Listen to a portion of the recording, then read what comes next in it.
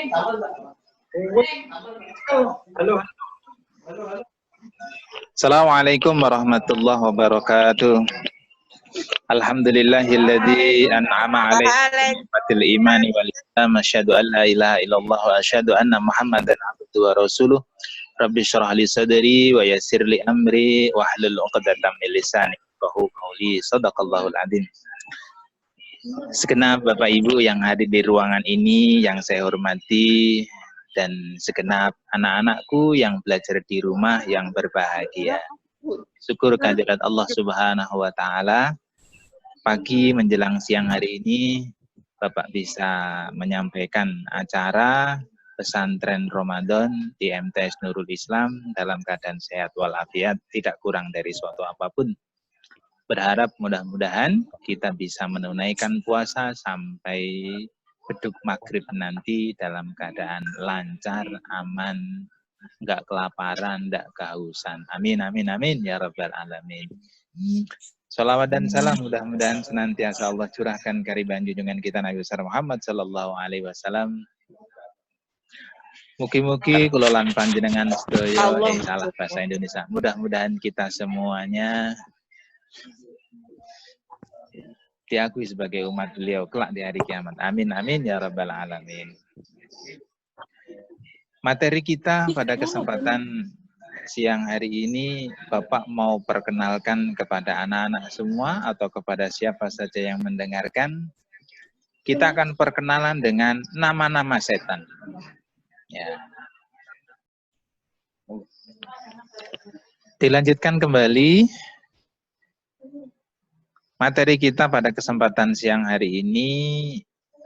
Bapak mau sampaikan sebagaimana perkataannya Sayyidina Umar. Beliau menjelaskan kepada kita semua tentang keturunan nama-nama setan. Nama-nama setan. Setan itu punya beberapa nama. Setan itu punya beberapa nama dan punya beberapa tugas. Nah, tolong anak-anak yang di rumah siapkan bukunya sama buku pulpennya biar tahu nama-namanya setan. Tolong diambil bukunya sama pulpennya. Nah, kenapa Bapak suruh tulis? Harapannya nanti kalau punya cucu atau punya anak jangan dikasih nama. Tahu alasannya tidak tahu, ternyata itu adalah namanya setan. Nah, namanya setan. Kan ada kan kata Ustadz Dasat itu, ada seorang ibu-ibu bilang, oh anaknya namanya siapa? Ibu, oh namanya anak saya ambilkan dalam Al-Quran. Loh, namanya siapa? Tono. Nah, katanya Tono. Namanya Tony, Pak. Tony. Loh, Tony itu apa? Ada dalam Al-Quran? Ada. Terus ibunya mana ayatnya? Jadi ibunya bilang, itu lupa yang dalam Al-Quran. A'udzubillahi minasyaitonir. Nah, saya ambil Tony-nya saja lah. Karena dia tidak tahu. Alasannya sama dengan Al-Quran. Ternyata adalah nama setan. Oke, yang pertama, nama setan yang pertama adalah Zalitun. Nah, Zalitun. Zalitun itu adalah setan, kata Sayyidina Umar, adalah setan yang menggoda orang-orang yang ada di pasar. Ingat. Jadi setan Zalitun itu tempatnya adalah di pasar. Berarti orang-orang yang kerjanya di pasar adalah temannya. Bukan begitu maksud Bapak, bukan begitu ya. Artinya setan itu yang menggoda orang-orang yang di pasar, bagaimana mengurangi timbangan, bagaimana cara mengurangi ukuran. Oh, barang ini bilangnya bagus, padahal ternyata jelek. Itu adalah tugasnya setan, yang setannya tadi namanya Zalitu. Sudah ditulis ya. Nah, yang pertama ya. Kok nggak ada ngangguk-ngangguk kepala, ngangguk-ngangguk gitu biar kelihatan. Oh ya. Jadi pertama adalah setan Zalitun. Nah, yang kedua namanya adalah setan Wasin. Ya. Wasin itu adalah setan yang ditugaskan untuk mengganggu orang yang sedang ditimpa musibah. Kita lihat orang yang ditimpa musibah kadang-kadang sampai menangis. Wah, sejadi-jadinya. sampai-sampai memukul-mukul kepalanya, pipinya, ngelepas baju, lari sana, lari sini. Kan kayak orang gila. Nah, itu ternyata sedang digoda oleh setan yang namanya setan wasin. Bukan wasin loh ya, wasin ya. Yang ketiga adalah setan yang namanya A'wan. Setan A'wan ini adalah setan yang menggoda para penguasa. Pejabat-pejabat digoda gimana supaya dia bikin kebijakan. Kebijakannya itu apa namanya? Tidak apa namanya?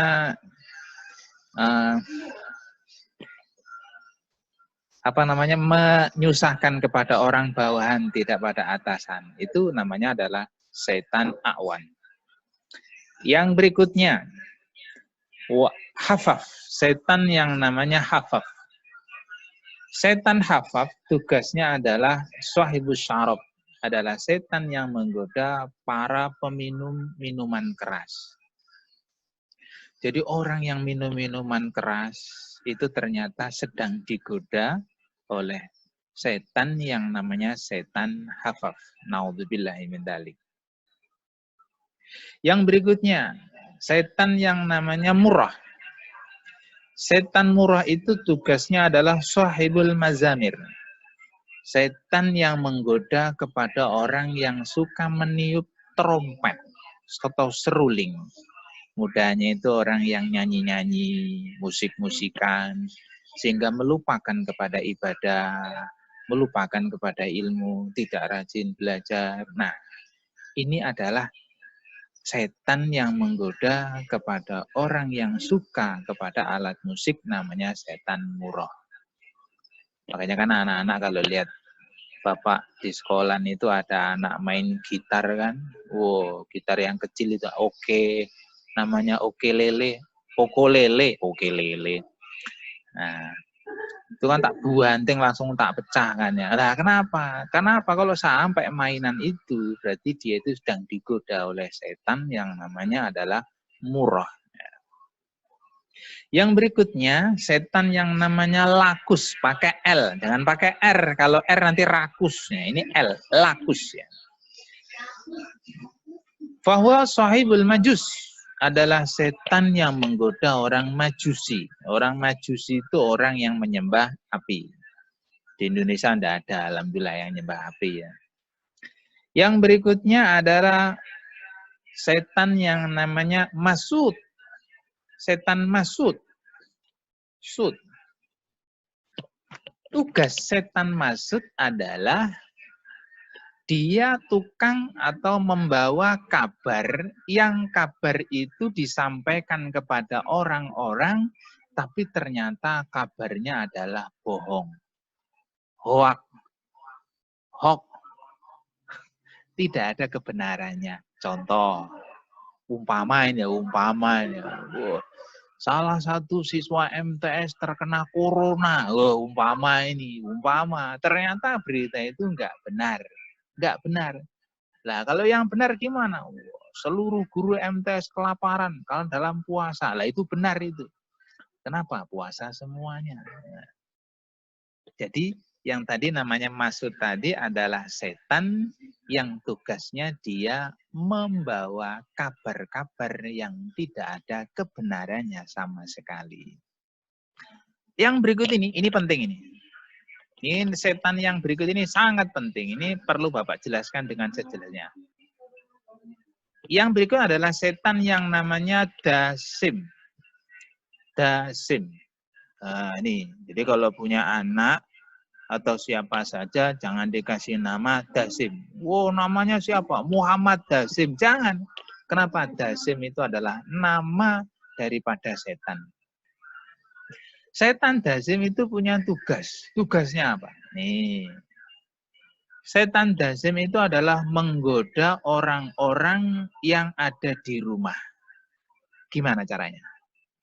Jadi ketika seseorang itu masuk ke dalam rumah, ternyata dia tidak mengucapkan salam, tidak membaca bismillah, Lah, itu adalah celahnya setan untuk menggoda orang tersebut. Karena ketika masuk rumah, dia tidak mengucapkan salam, tidak baca bismillah, maka ketika dalam rumah, maka rumah tadi akan dibuat geger.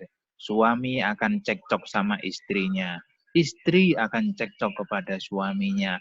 Anak akan melawan kepada orang tuanya. Orang tuanya pun akan selalu memarahi anaknya. Kenapa? Karena ketika masuk rumah tidak mengucapkan salam ataupun membaca bismillah. Nah, ini penting. Kenapa saya sampaikan? Karena kita setiap kali mau masuk rumah, pastikan mengucapkan salam, membaca bismillah. Harapannya supaya tidak digoda, diganggu oleh setan yang namanya siapa tadi? Ayo, Dedi, siapa namanya tadi, Di? Oh, malah ngeliati bapak. Namanya setan Gasim ya. Bu Tri, siap Bu Tri? Ya. Jadi saya ulangi lagi, ini yang setan Gasim ini penting. Ya, karena tadi tugasnya itu menggoda manusia yang ada dalam rumah. Jadi pastikan ketika kita masuk rumah mengucapkan salam ataupun membaca bismillah. Ingat, ketika mengucapkan salam ada aturan-aturannya. Ada aturannya, nggak sembarangan. Mentang-mentang di WC umum, akhirnya sudah kebelet, sudah sampai pucuk, nah bahasanya ya. Ternyata mau cepat-cepat, wah, assalamualaikum, sudah kebelet. Oh, tidak bisa, karena ada aturan-aturannya. Nggak boleh sembarangan ya. Yang berikutnya, yang terakhir, adalah setan yang namanya walhan. Walhan. Sudah ditulis? Nah. Yang terakhir namanya adalah setan walhan. Tugasnya apa? Setan walhan itu yang menggoda seseorang ketika melakukan ibadah. Seperti wudhu, sholat, ataupun ibadah-ibadah yang lainnya. Saya kasih contoh. Biasanya pernah kan kita kalau sholat maghrib 3 rakaat. Sudah sampai 2 rakaat, kita mikir, loh ini tadi sudah 2 rakaat apa 3 rakaat ya? Sudah 2 rakaat apa 3 rakaat? Nah, berarti dia sedang tergoda, diganggu oleh setan yang namanya walhan. Nah, oleh sebab itu penting sekali ini Bapak sampaikan. Jadi nama-nama setan ini plus dengan tugas-tugasnya Bapak sampaikan supaya kita bisa tahu bagaimana menjauhinya dan apa-apa tugas-tugasnya. Sehingga sekali lagi Bapak sampaikan, jangan sampai nanti kita punya anak atau siapa saja atau ngasih nama seseorang, ternyata nama tadi adalah salah satu di antara nama-nama setan. Bisa dipahami ya? Ada 9 nama-nama setan. Oke, terima kasih anak-anakku atau kepada siapa saja yang mendengar. Kiranya pesantren Ramadan kesempatan kali ini sampai di sini saja.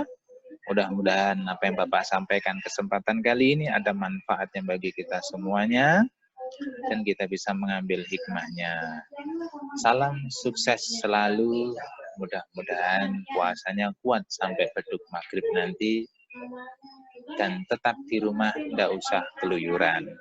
Terima kasih, berjumpa kembali dengan Bapak insya Allah esok hari dalam tema materi yang berbeda. Bapak akhiri, ada salah kata mohon maaf, saya akhiri subhanakallahumma bihamdik asyhadu an la ilaha illa anta astaghfiruka wa atubu ilaik. Allahumma fiqh ila qomitorik. Assalamualaikum warahmatullahi wabarakatuh.